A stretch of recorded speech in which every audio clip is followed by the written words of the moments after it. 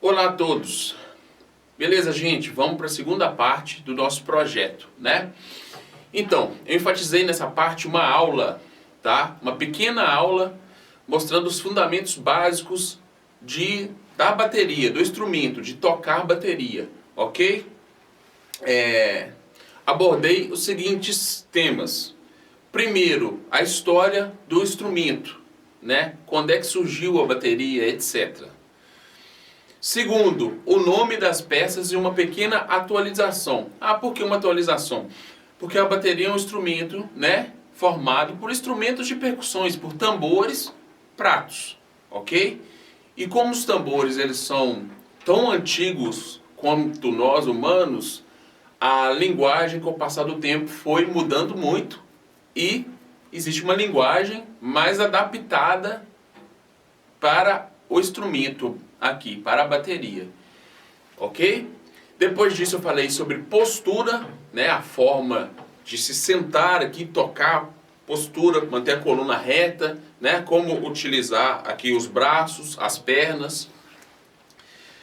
Depois disso abordei os rudimentos, né, que são as manulações, os estudos de mãos, ok? E por último abordei a coordenação motora, está mais ligada a movimentos coordenados, e a independência dos membros. O nome já diz, um membro tocar independente do outro. Né? Eu coloquei tudo isso na prática, espero que seja proveitoso para todos vocês, e é isso aí, vamos lá.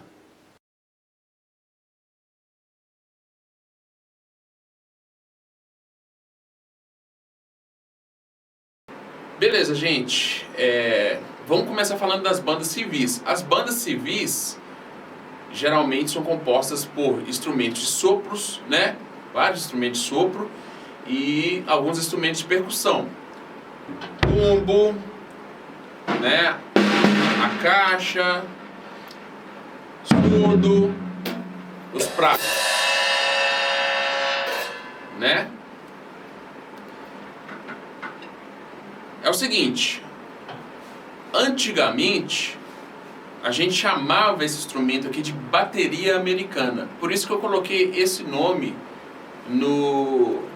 de nome de tema. Eu coloquei o tema com esse nome de bateria americana. Hoje em dia a gente simplificou e chama simplesmente de bateria. Mas eu gostaria que muitos soubessem que é porque a bateria ela veio realmente lá dos Estados Unidos, tá? Lá da América. Foi quando eles começaram a ter essa ideia de uma pessoa só tocar o que 3, 4 pessoas tocam, né? Foi exatamente por isso que teve a criação da bateria. A criação da bateria foi em meados de 1910, quando o Ludwig teve a ideia de criar o primeiro pedal para tambor, né? Para poder tocar tambor. Através disso que teve a criação da bateria. E aqui no Brasil, os relatos da primeira bateria, ela chegou aqui aproximadamente na década de 20, 1920, 1922, tá ok? E aí era um instrumento muito raro de se ver e todos falavam a bateria americana, a bateria americana, a bateria americana. Então, daí que surgiu esse lance de bateria americana. Mas hoje em dia ninguém chama mais o instrumento de bateria americana, somente de bateria. Eu queria só citar isso para mostrar um pouco falar um pouco da história da bateria, né? Então, gente, a minha ideia aqui hoje é dar uma breve aula com os fundamentos básicos aqui, mais com execução no instrumento, tá? Minha ideia hoje é fazer isso. A gente vai passar por postura, passar pelos rudimentos, que todo baterista e percussionista tem que estudar os rudimentos, é fundamental, é essencial. Os próprios músicos de bandas civis mesmo tem que estudar os rudimentos, né, os percussionistas. E falar um pouco sobre coordenação motora, né, que vem de movimentos coordenados. E, por último, da independência. Independência, no caso, é a independência dos membros. Um membro trabalhando, fazendo ostinato independente do outro. Tá? Ok, gente? Então é isso, vamos lá.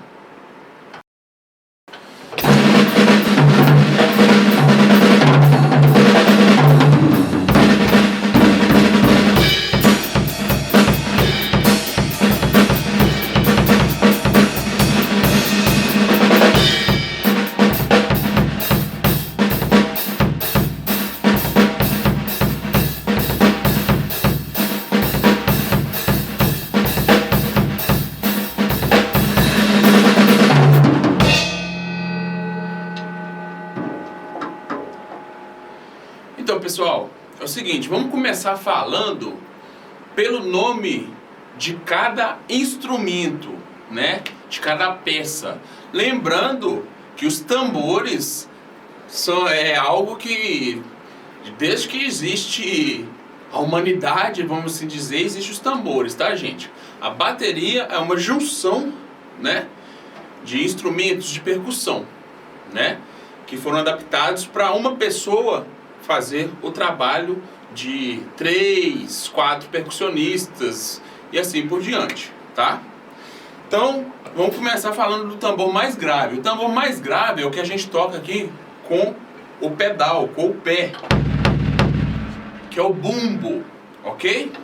Então, o tambor mais grave, o bumbo, que é tocado com o pé. O segundo mais grave aqui é o surdo, ok? A gente tem aqui o coração da bateria, que é a caixa, tá? Muita gente chama de tarol, a linguagem mais antiga, a galera chama de tarol, mas o nome real aqui para nós bateristas é caixa, tá? Lembrando que a caixa é um instrumento que tem a esteira, tá? O que difere o som na verdade da bateria inteira, mas principalmente da caixa é a esteira. A caixa com a esteira tem um som mais agudo. Se eu soltar a esteira vai ficar com esse som aqui, ó.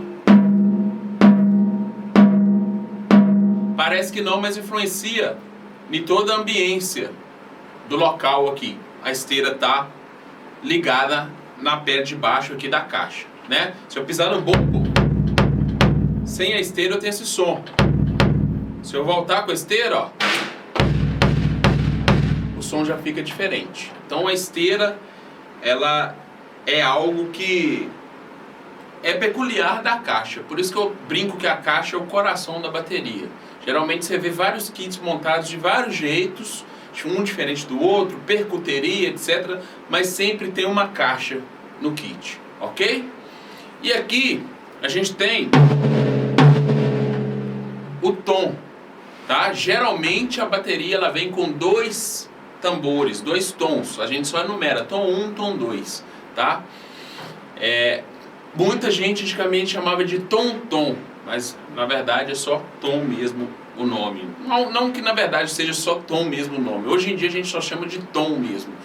A linguagem de bateria ela mudou muito e tanto a linguagem quanto a referência de nomes, né, igual muita gente chamava de tarol e tal, é caixa, por causa desse lance de ser um instrumento de peças de percussão, não só a linguagem de nome, mas a linguagem também de nomenclatura, de partitura, né? Antigamente a gente não tinha uma clave de partitura, de percussão, hoje a gente tem, então você pega vários métodos de bateria, alguns são escritos com clave de Fá, outros nem tem clave.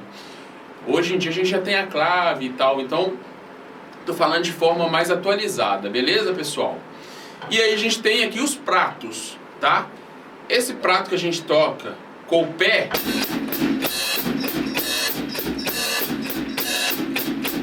e também com as mãos, a gente chama de chimbal, tá ok, pessoal? Aqui a gente tem um prato de condução, tá?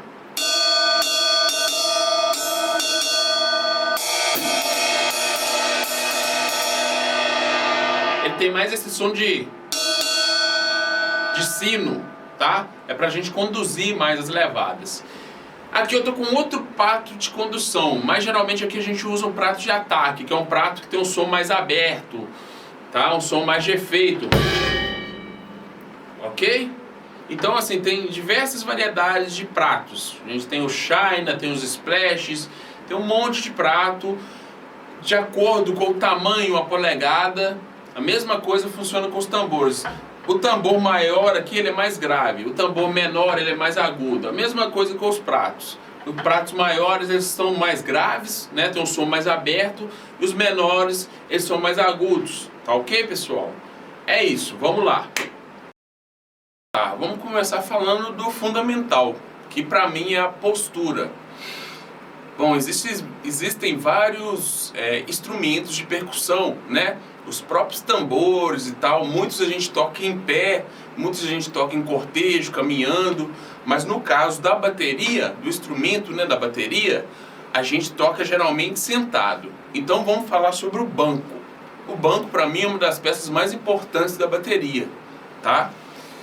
Vamos lá, é o seguinte, aqui está o banco. Qual que é a técnica certa aqui da gente usar o banco? Em vez da gente sentar e usar toda a superfície do banco aqui, a gente vai sentar sempre do meio do banco para frente. Reparem o seguinte, se eu usar toda a superfície do banco aqui, ó, na hora que eu for tocar eu vou, né, colocar meus braços para frente, vou pesar um pouco meu tronco para frente. Então o que acontece? Eu tenho essa tendência aqui, ó, a coluna está curvando. A minha lombar aqui, ela já começa a curvar, né? Com o peso do tronco, né, com a movimentação dos braços para frente e tal, a minha tendência vai ser estar curvando aqui a coluna, tá? E vou ficar ruim também para equilibrar, porque eu vou estar muito socado aqui no banco. Então, o que a gente faz? A gente divide metade do banco e usa metade para frente. A gente faz essa simples coisa aqui, ó. Dividir metade do banco, estou sentado na primeira metade do banco.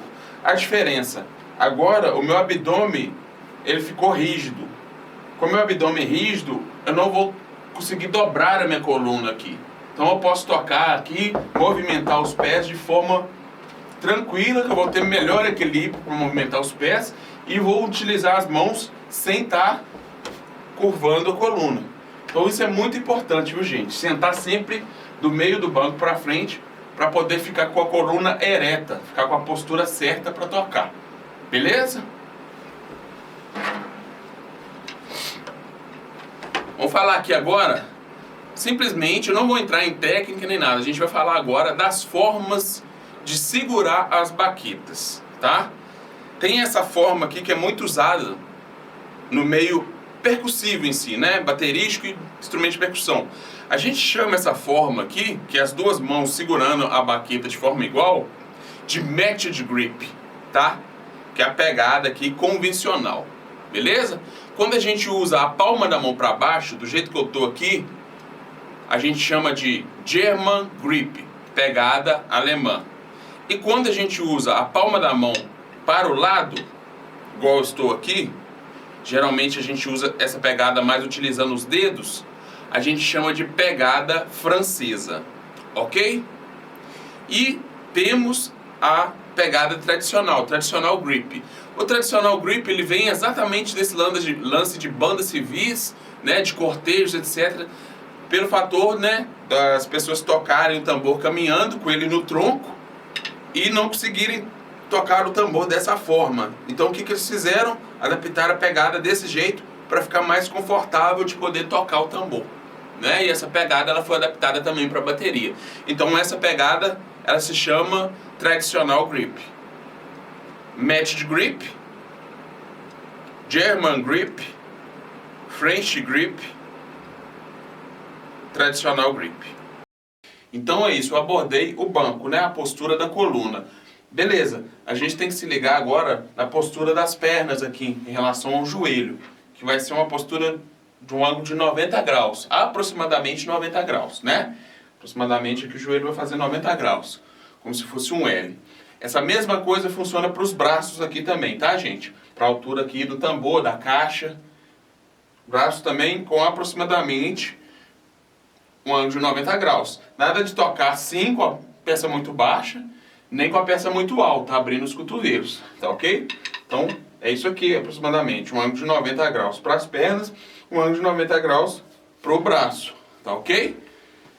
Nada de ficar tocando também assim, ó, sempre aqui fechadinho, o cotovelo fechado. Então, por isso que é importante esse ângulo de 90 graus. Se eu subo demais aqui, o tambor, eu vou começar a tocar assim. Se eu desço demais, eu vou começar assim. Então, bateria é totalmente ergonômico. A gente tem que ficar muito ligado nesses detalhes, ok?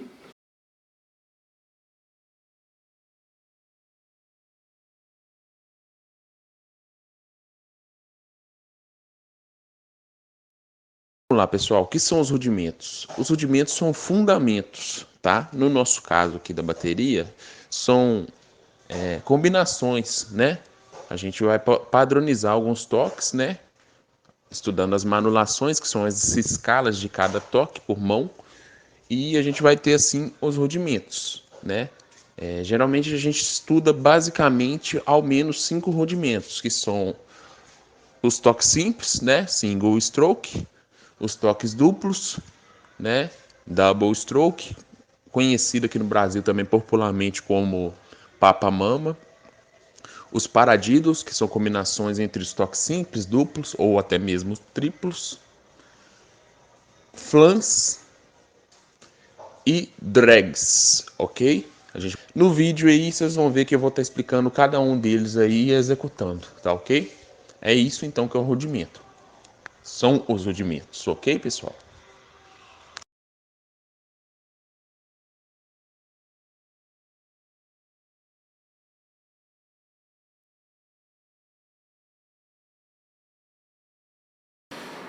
Então, pessoal, eu vou executar cada um dos rudimentos citados aqui para vocês verem. Mas vocês devem ter reparado que eu mostrei algumas partituras ali que estavam com R e L e algumas estavam com D e E, né? Simples demais, gente. Do mesmo jeito que quem toca um instrumento de corda, por exemplo, guitarrista ou baixista ou violonista, eles estudam a escala aqui no braço do instrumento, né? A gente estuda a escala das mãos, né? Com qual mão a gente vai tocar. E a gente chama esse estudo de manulação. Basicamente, os rudimentos é esse estudo de manulação, né? Da gente fazer uma certa execução equilibrada perante a quantidade de notas, etc. E colocar outras técnicas aqui. Só que eu não vou entrar em técnica porque para mim dar uma aula de técnica eu teria que ficar falando e mostrando muitos detalhes, né, dos dedos, da própria baqueta, né, o ponto de equilíbrio, etc. Então eu vou só falar simplesmente dos rudimentos citados, tá? Primeiro rudimento é o toque simples. Toque simples é direita, esquerda, direita, esquerda, direita, esquerda. Então, o lance que eu me referi nas partituras, o D e o E, toda notinha que você vê um D é para você tocar com a mão direita e toda notinha que você vê um E é para você tocar com a mão esquerda. Como a metodologia, né, temos vários métodos best-sellers aí de rudimentos, solos de caixa, etc. Como eles também vieram, né, lá da América do Norte, dos Estados Unidos, simplesmente o D de direita vai estar um R de right e o L o L no caso, que seria a mão esquerda, vai ser left, tá? Então o R é direita, right, e o L é a mão esquerda, left. É só isso, só trocar, beleza? Então vamos lá, a gente tem o primeiro, o rudimento toque simples. Toque simples seria direita, esquerda, direita, esquerda, direita, esquerda, direita, esquerda. Ou esquerda, direita, esquerda, direita, esquerda, direita, esquerda, direita. Ou seja, é o toque alternado, ok, pessoal? Nada mais do que isso.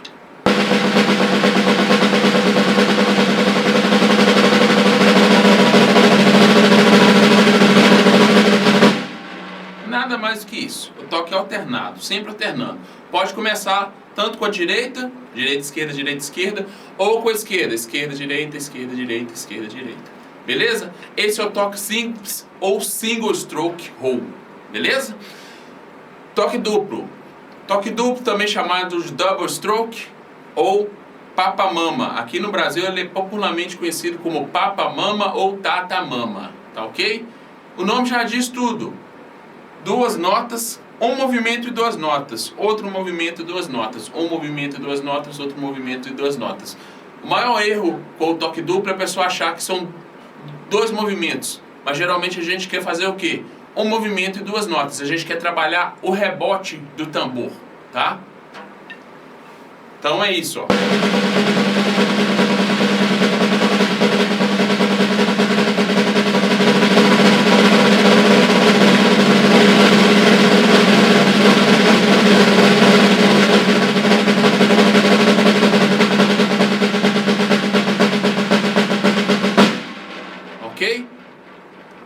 coisa que eu falei com o toque simples funciona aqui. Você pode começar com a mão direita ou com a mão esquerda. Mas é isso, toque duplo, 2 notas para cada lado, para cada mão, ok? Temos o paradiddle depois. Paradiddle, pessoal, é a fusão de toque simples, né, que é o alternado, com duplo ou até mesmo triplo. O triplo já são mais avançados e tal. Então, paradiddle, na hora que a gente fala de paradiddle, a gente tem várias combinações. A gente consegue várias combinações, ao contrário do exemplo dos outros 2 toques que eu falei, que foi o simples, que ou você começa com o lado direito ou com o esquerdo, e o duplo também, que ou você começa com o lado direito ou esquerdo. Agora, o paradiddle, existem várias escalas diferentes, várias manulações diferentes para a execução. Eu vou fazer aqui o que deu esse nome de paradiddle ao rudimento, que é esse aqui, ó.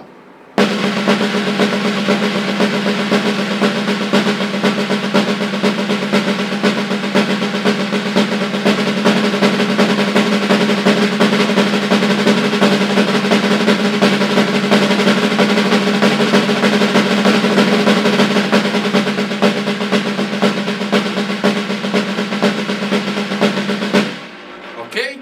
O nome veio disso aqui, ó.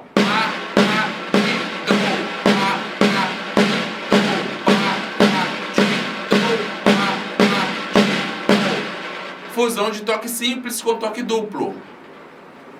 Toque simples, pá, toque duplo.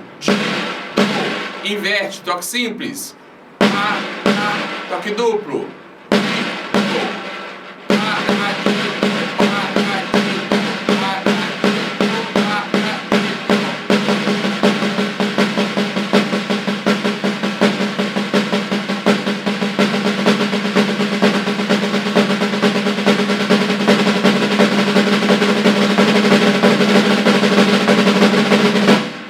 Ok, pessoal?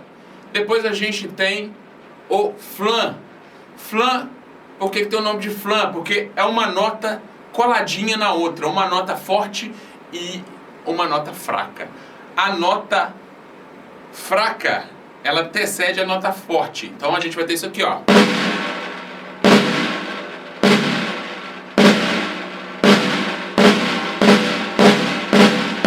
Então eu sou de pra, crá, trá. Como veio lá dos Estados Unidos, eles colocaram o nome de flam. Mas é isso. Ok, pessoal? Depois a gente tem o drag. O drag são 2 notinhas fracas, bem coladinhas. E uma nota forte. Tudo bem próximo uma da outra. 2 notas fracas e uma forte. O flam é uma nota fraca e uma forte. O drag são 2 notas fracas e uma forte. Isso aqui, ó.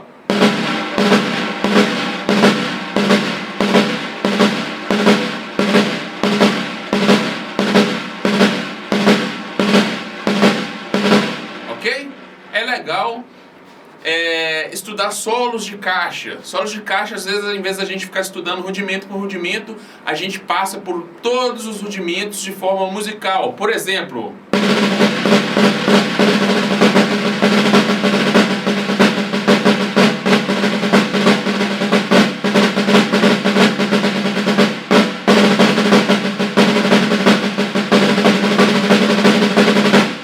Ok, pessoal? Basicamente, o que eu queria falar dos rudimentos é isso. A gente, como baterista ou percussionista, é bom que a gente esteja bem ligado ao estudo de rudimentos, tá ok? É isso aí.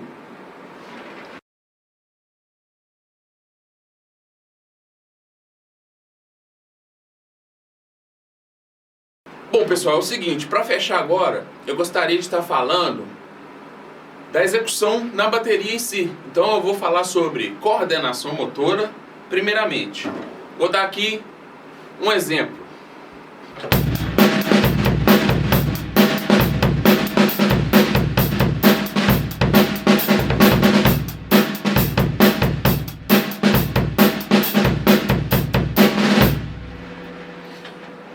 Outro exemplo.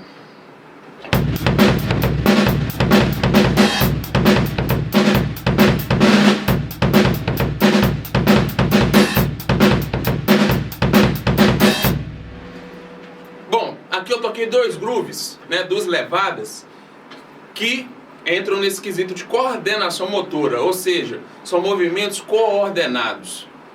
Aqui eu já toquei bumbo, caixa e chimbal, e as 3 peças aqui, elas se uniram e montaram um ritmo, tá?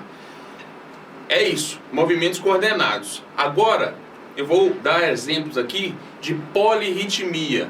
O que é polirritmia? Polirritmia é o emprego simultâneo de 2, 3, 4 ou até mais estruturas rítmicas na mesma constituição, no mesmo ritmo. Ou seja, eu tocar vários ritmos, fazer a união, fazer a orquestração e se tornar um ritmo só, ok? Exemplo.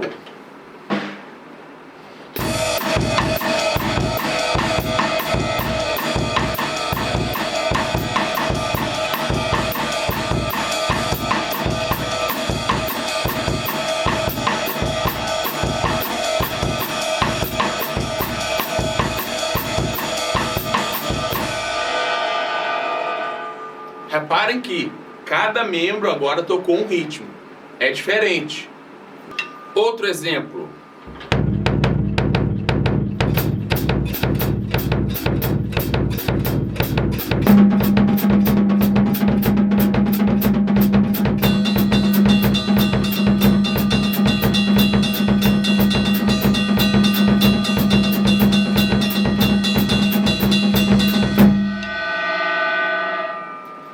Cada membro tocou um ritmo. Então isso é a polirritmia. É isso que é independência. Um membro aqui tocou independente desse, que tocou ritmo X, que esse tocou ritmo Y, esse tocou ritmo A e esse tocou ritmo B. Então cada um trabalhou independente do outro, fazendo com que houvesse uma polirritmia, uma junção de vários ritmos simultâneos para criar um ritmo só. Por que eu abordei isso, gente? Porque nós aqui do Brasil, né? Não só o Brasil, os afro, né? Cuba, África, a gente tem uma riqueza rítmica extraordinária, né? Os bateristas, os percussionistas de outros países sempre estudam nossa música, tá? Por quê? Por causa dessa riqueza rítmica, dessa riqueza de orquestração de vários ritmos para montar um ritmo só e etc. E com o lance das bandas não é diferente. Geralmente a gente tem que ter estudado muitos rudimentos, porque vão ter muitos rolos, né? E o lance da coordenação avançada, que no caso é a independência, né? Por exemplo,